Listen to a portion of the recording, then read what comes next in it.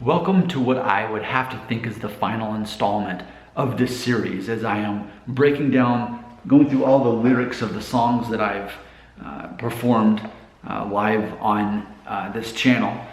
And as a viewer asked me, am I a red pill, about everything in life? And I think, man, now that I'm getting to the end of the songs I've written and published on this channel, the answer is overwhelmingly yes.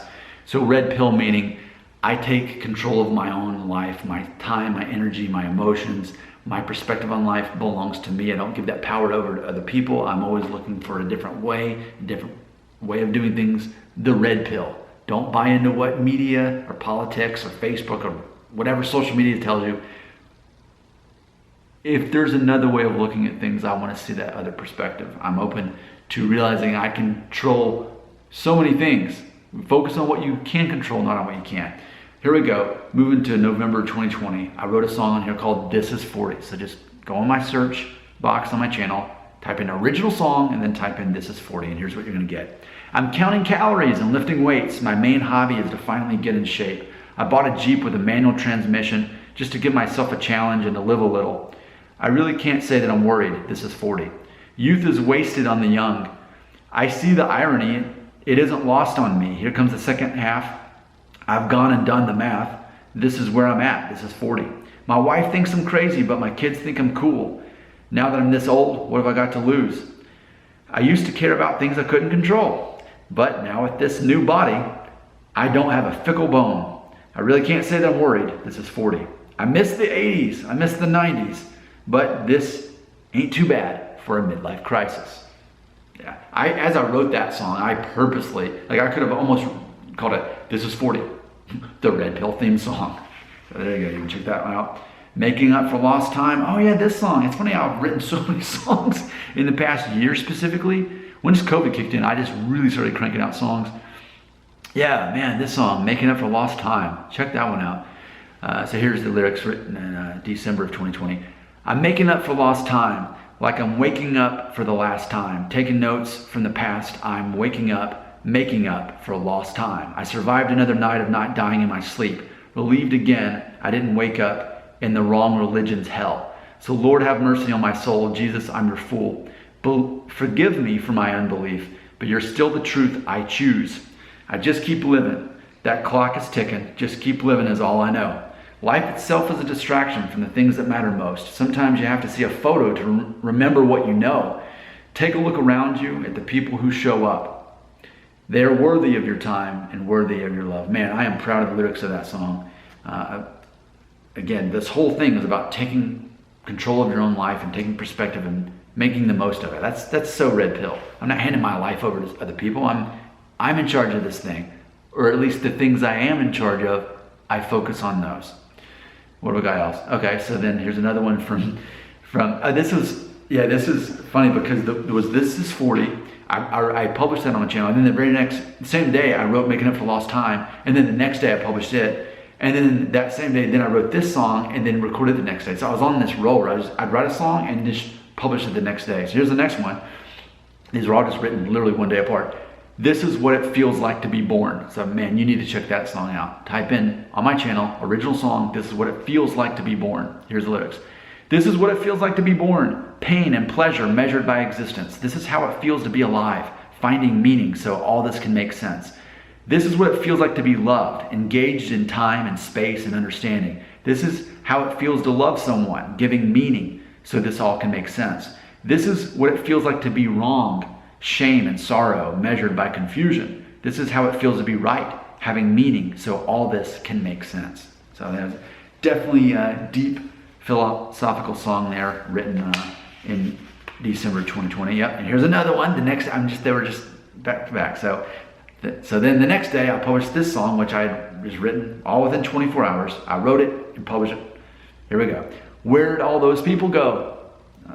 Nostalgia is a theme of my song, so let's see if there's some red pill thinking in this. I remember people from when I was a kid. If you told them my name now, they wouldn't know who that is. I remember things they said in 1988, forgotten conversations, too little too late. Memories that only exist due to me remembering them. I might as well have just made them up, like a storyteller writing a book. Where did all those people go?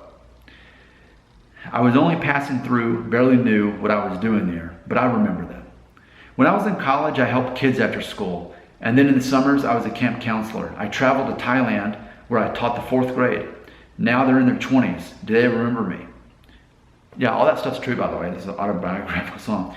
I could look them up if I knew their last names, but would they feel the same? Or maybe someone out there remembers me, but I don't remember them. Oh, the irony. So that's a fun little song. I don't know if there's necessarily anything red pill about it. Maybe it's just a red pill person looking back and realizing that, okay, well, those people mattered at one point in my life, but even if they remember me, does it really change anything? My life, that part of my life is complete. Even if I looked them up on Facebook and messaged them and say, hey, remember me from 20 years ago? You know? And I have been kind of doing that with some of my friends that I haven't talked to in a long time. Look them on Facebook Messenger and then say, hey, let me give you a call. I did that actually over the weekend.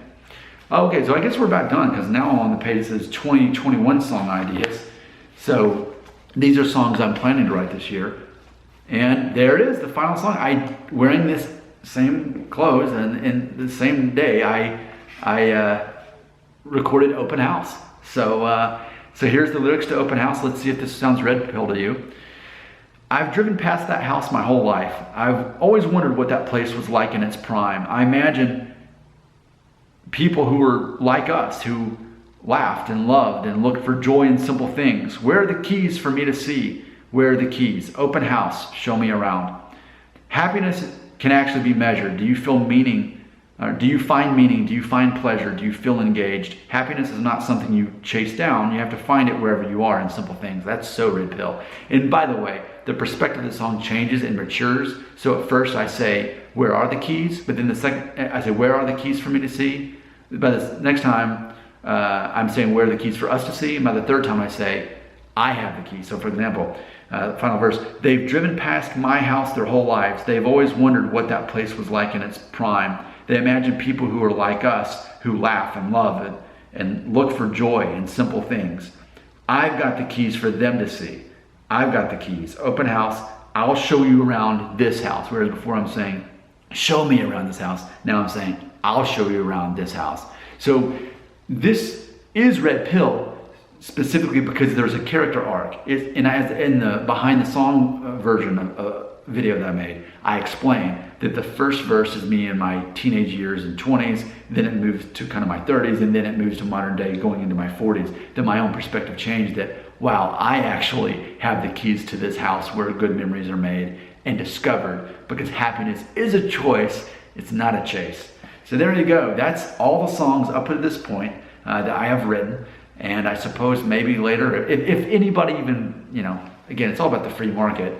But if people like these videos that kind of break down the red pill mentality and perspective of the songs I write, then, once I have enough to fill another, 8 to 10 minute video, then we could go through the next batch of songs once I have those written. But, I wrote Open House, I performed it tonight, and I haven't started officially writing the next song. And that's how I do. I only like to write one song at a time and then record it and then move on and never play it again. That's how I like to do, just creating this library of songs on here. But again, this series was started when someone asked me if they thought that I'm red pill about everything. And I really think that my lyrics demonstrate that, as you can see these songs. So again, if you liked any of the lyrics of any of these songs, anything, I don't remember hearing that song before, go to the search box on my channel, type in original song, and then at that point, type in the name of the title that I mentioned, and you can listen to the song. Thanks for your support. Remember, I don't care about all that other stuff I talk about in my videos. I never do. I only do it to cash the checks. That's how YouTube works. I make $500 a month for making content that people want to see, that people are obsessed with. It's an algorithm, and I'm just feeding into it to support other people's obsession. What I actually care about are the songs that I write. That is my heart. If you actually cared about me and not just the avatar, the stage presence, the stage name, Slick Nick, that's all silly. This is the real Nick Shell talking to you right now, especially in those songs.